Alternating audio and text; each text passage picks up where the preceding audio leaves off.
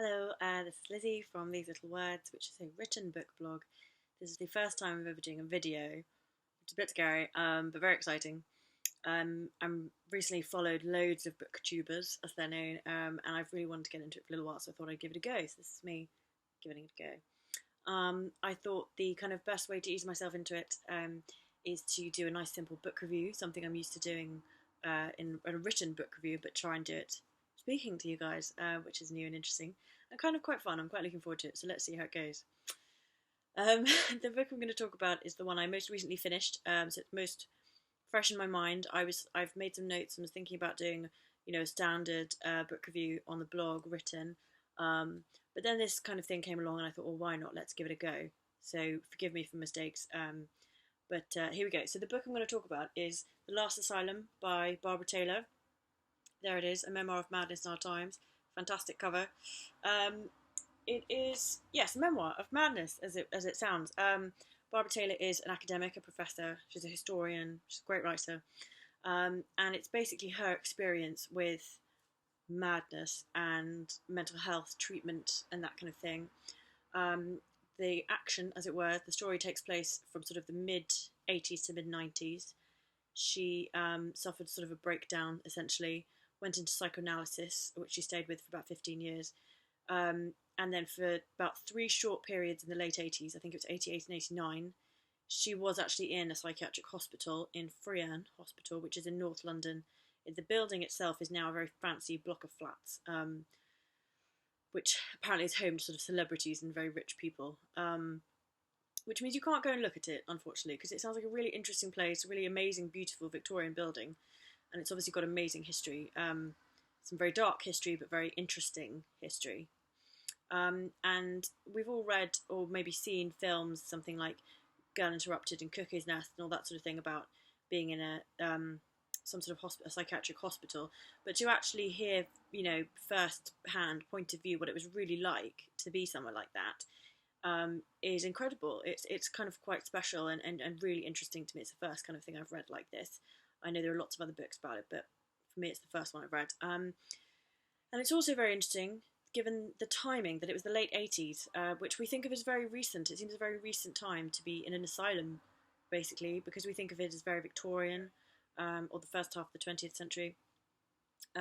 So at the time when Barbara Taylor was in the hospital, this is the end of the asylum age, when lots of hospitals are closing, the system was changing, partly due to NHS, Enoch Powell, lots of changes coming around. And the hospital she was in, when she was there, it was due for closure. It was already sort of a lot smaller than it used to be, fewer patients, fewer doctors, etc. So she talks a lot about sort of what happened next, basically, in the system and how mental health is handled, and community care and what happens to people after hospitals are closed, which is very interesting. It's not always very cheery, but some of it is very positive, the new things that people do and how these things are dealt with and progress and changes and new attitudes and all that sort of thing, which is great. So it's a mixture of good and bad, basically, this book. It's not always an easy read because you do hear about her, depression and issues with this. She also had a problem with alcohol and drugs as well, which wasn't, basically, so you do hear about these bad things.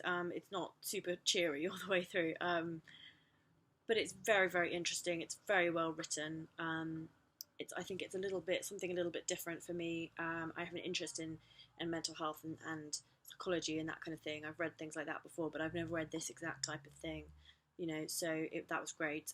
Reading something new, something different, and having sort of the personal side of things, the personal viewpoint, always really good. I really enjoy reading memoirs anyway. So yes, there you go. The Last Asylum by Barbara Taylor.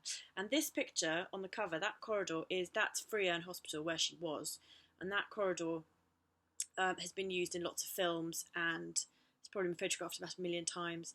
And you can see it's very, very long, and she talks about the imagery of this corridor quite a lot, that it's this sort of long, unending corridor, and it looks like a prison, and it's a bit scary, and sort of how that affects you and how it affects our view of hospitals and mental health care and all that sort of thing. It's very good, basically, the book. I would definitely read it. Again, if I hadn't read it already, I would recommend it to you. Obviously, taking into account it's a little bit hard going. I think you've got to have an interest in psychology and mental health and that kind of thing already. Otherwise, you might just find it a bit depressing. It's a bit sad. but it has a positive outcome. It's a positive message, I think, comes across. It's just fascinating, and I'd recommend it, basically. So there you go. That's my first little book review. I've probably rambled a bit, and I need to learn how to do all these sort of fancy editing and stuff that lots of booktubers do. I'm still a newbie, so this is very basic, but it will get a little bit more impressive over time. It'll get better, I promise. But yes, this is my first go. Thank you very much for watching if you have. And if you watch any future videos, if you might follow my blog, which is called theselittle.words.com. And I'll probably do this again soon, hopefully, fingers crossed. So thank you. Bye.